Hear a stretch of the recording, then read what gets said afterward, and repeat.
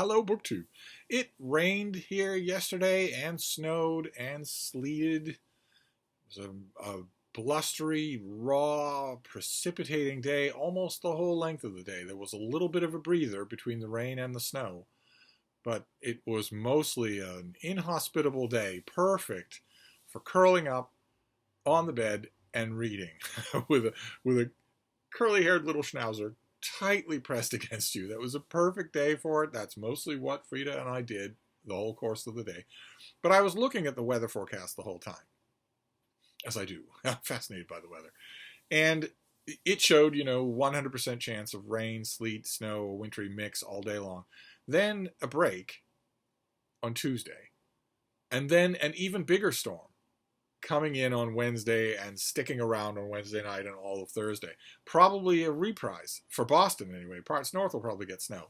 But for Boston, it looks like a reprise only on a slightly bigger, more extended scale of a raw, wet, blustery, sleety day. A kind of day that you don't want to stir out of doors if you don't have to. And I saw that gap. Monday, boo. Wednesday and Thursday, boo.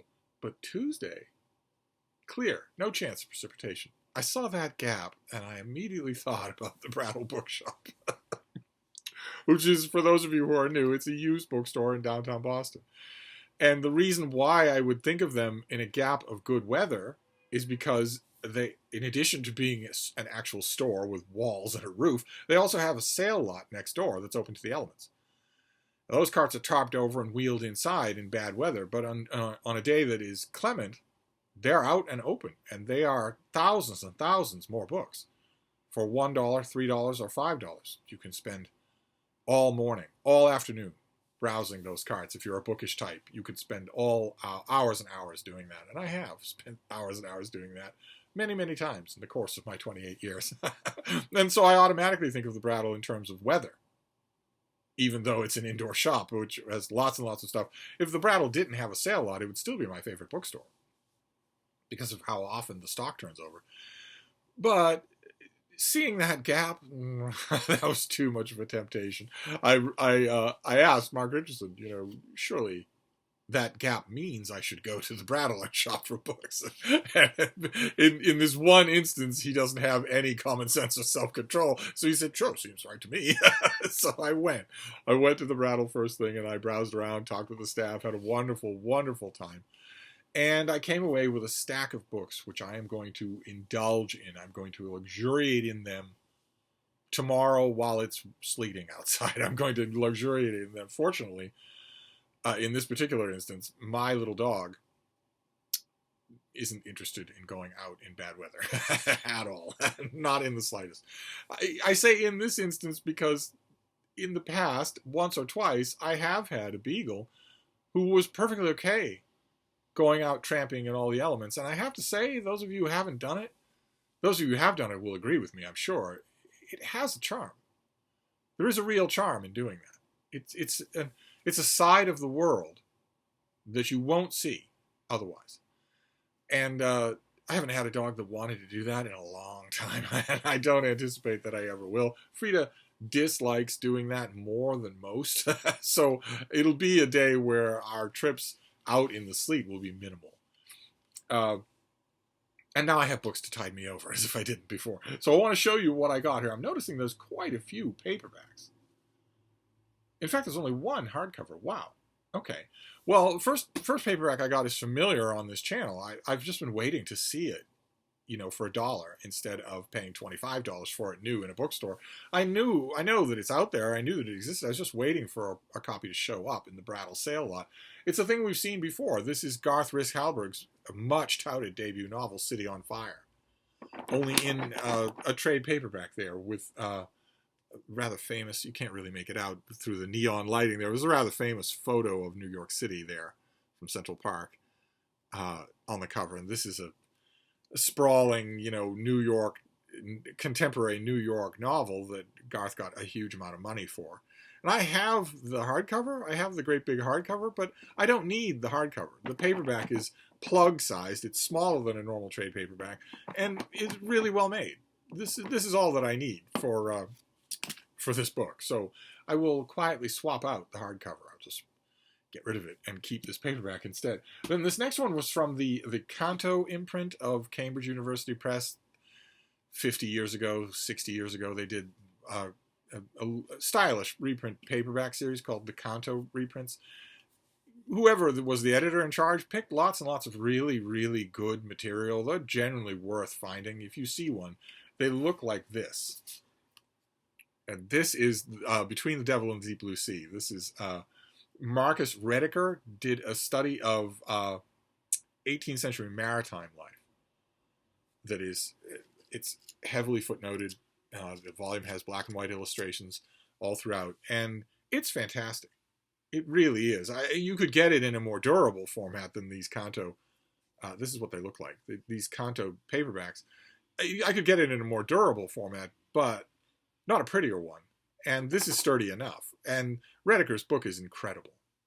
Just incredible. It's incredibly readable. And it's the whole world of the nautical world of seamen and officers and captains in the 18th century. It's just a great maritime volume to have. There were a ton of maritime volumes at the Brattle this morning. A ton of them. And I saw this and thought, well, I had my natural reaction. My natural first reaction was, is this going to withstand read? Or are you just buying something that you're going to destroy? What would be the point in that? But I got a bunch of paperbacks today, and maybe that's a sign that I'm going to be a little more careful with them. I was very happy to have this. Haven't given this a read in... when did this first come out? I should know that. 1987. I read this in the mid-1990s, and it's entirely possible. I've gone to it since then. But reading it from front to back, I bet I haven't read it front to back since the 1990s. So very happy to have it. This next one is a trade paperback of something that I reviewed in hardcover. I got the advance copy. My editor at the time and I at the Christian Science Monitor decided this would go on my roster. I reviewed it, and that was the end of it. I never saw the paperback. The publisher never sent me or the monitor a paperback. And so I never really knew for sure. I kind of thought that maybe I was blurbed on it, but I never really knew for sure. And it was one of those books where my initial reaction to it was fairly negative. It's kind of assessing, bland, but mostly on the negative side. If you read my review, you could pretty much sense that I was warning you not to waste your time. And the whole time I was thinking, well, okay, but it's right in your wheelhouse. Maybe you would enjoy it more a second time. So I'm going to give it another try. This is the paperback of Margaret George's novel, Confessions of Young Nero. And I was right. It has a long blurb by me.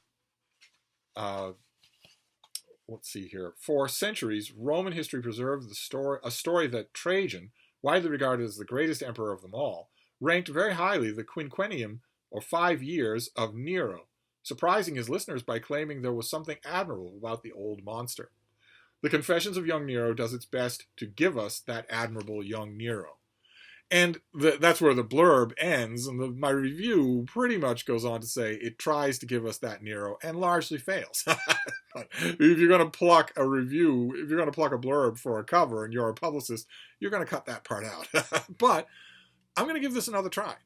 I don't think I've ever seen the trade paperback before, and it's high time that I did. When did this come out? 2017. This came out, so I will give it another try. Then we have paperback. I don't know what happened to my original copy of this. I checked, and this is not it. Someone else had to have gotten rid of this, but I am not going to get rid of this again. This is Soho Press did this. I think they did the whole set, although I've never seen it. This is Margaret Millar, the author Margaret Millar, the novelist Margaret Millar, whose novels are extremely unsettling. I used to really annoy the book snobs when I worked with them in bookstores by calling her the thinking person's Patricia Highsmith. Nobody liked that. but this is Soho. Somebody at Soho loves her and did a whole set of hers that all has, you put all the spines together and you get a picture of a suburban housewife hiding a knife behind her back. But you don't get that picture in any one volume. And this is the middle volume of that set. And its own subtitle is The Master at Her Zenith. And these are really some of her strongest books, including her masterpiece, in my opinion, Beast in View, is in here. really unsettling contemporary, well, half a century gone now, contemporary suburban and urban fiction that were deeply unsettled, uncomfortable characters who don't really know right from wrong, who don't really know. Hard to describe, but inimitable, utterly inimitable. Why this author is not better known, I have no idea. Uh, but I mean, why this author isn't at least as well known as her closest male counterpart, Jim Thompson, I don't know. Unless I do know. Unless the answer is simple sexism, which could easily be the case. But I loved this whole set. I had a lot of volumes in it. Don't have any of them anymore. Saw this. This is the one that I would want if I had any of them, so I grabbed it. And then this next one, I've had this many times before, but this is the form that I like. This is a trade paperback of William Shire's book, The Nightmare Years, where he was in Germany from 1930 to 1940 and saw the rise of Nazis. He saw the change of the country. And this, who is this that did this? Bantam in America. Did a whole bunch of World War II related books that looked like this. Title up here, author down here, monochrome cover. It doesn't have to be black, it could be gray or blue, with an original illustration banding across the middle. They did this for Time of Trumpets and a whole bunch of other stuff. And I love this design. I really do. That's a silly thing. I know it should be the book, but I saw this and thought, well, I love that design. I'll reinforce this just a bit, unobtrusively, to make it readable. But this is what I want. This is the version that I want. And I saw this in hardcover. I probably would pass it up. But it is, I mean, Shire's a great writer anyway, but this story that he tells in these pages is harrowing. Absolutely harrowing. And I last read it in the 1980s. In fact, maybe that was when this edition came out. No, I think these editions were from Bantam were in the 70s. This is the 1984. That's when I read this, and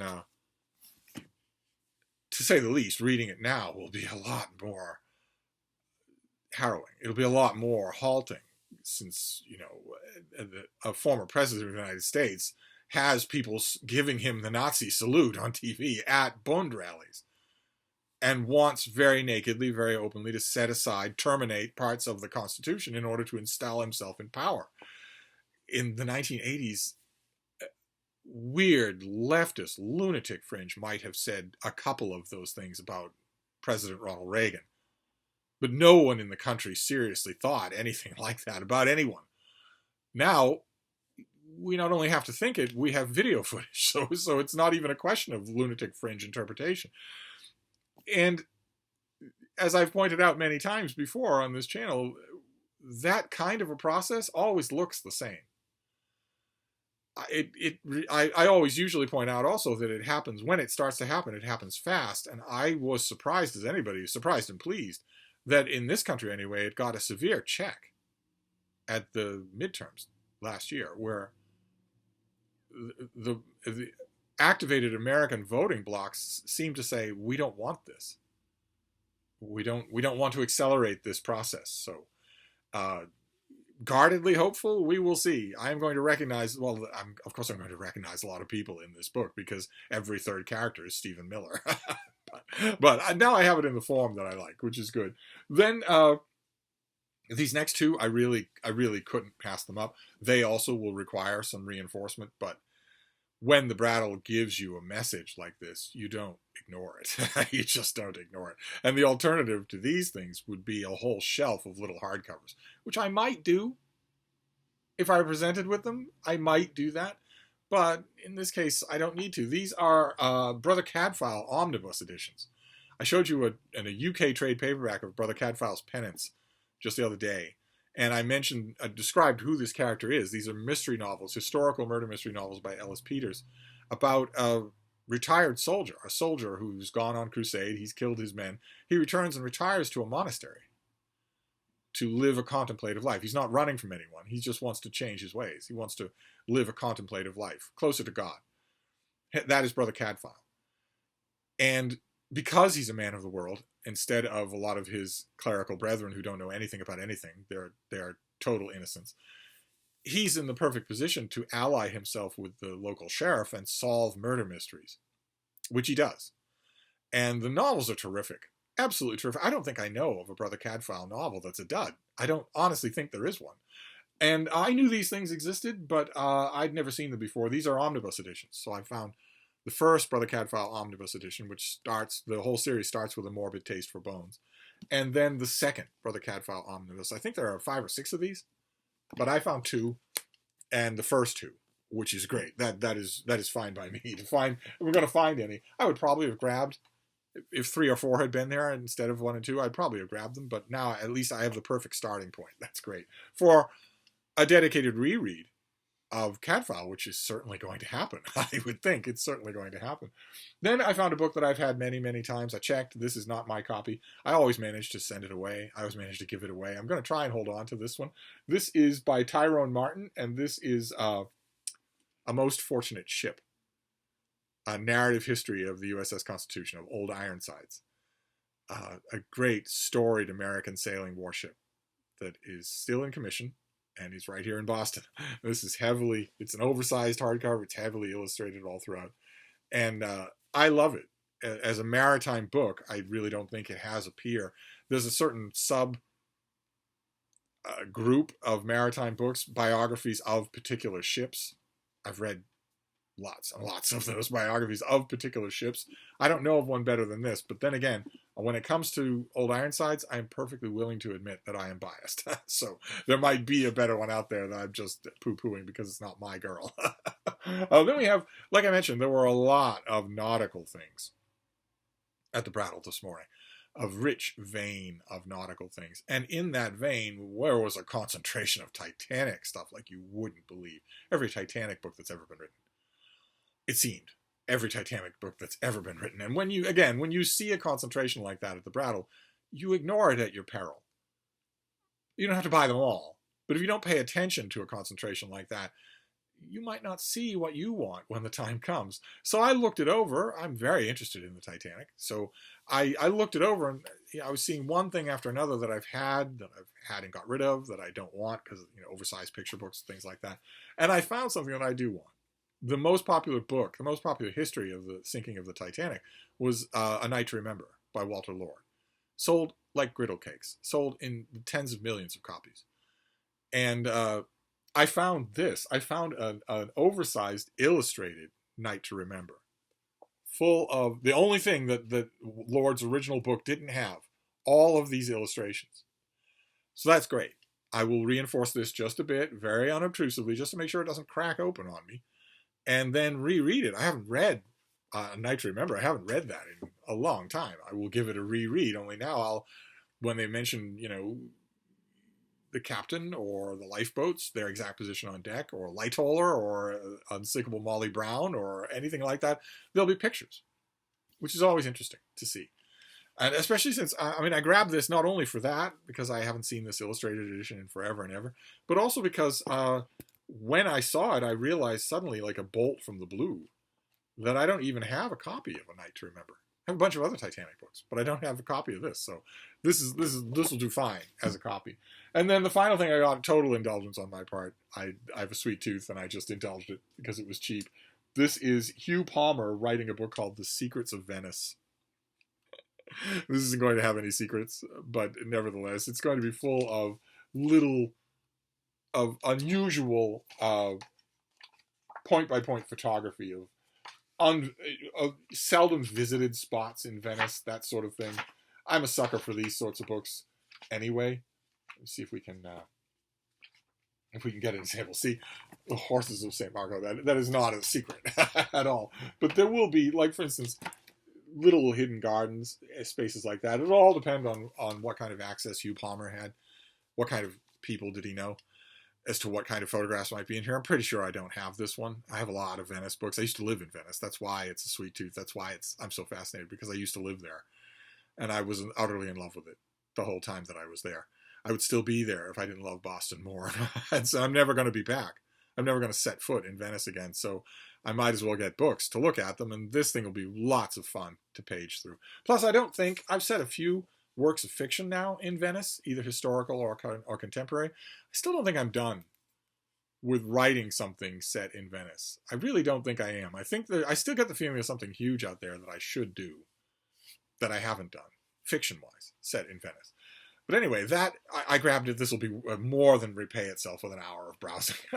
And that's it. That was a nice in between the storms Brattle book haul. I went because it rained and snowed and sleet yesterday, and it's going to rain and snow and sleet tomorrow. That's the only reason that I went. I don't need much justification.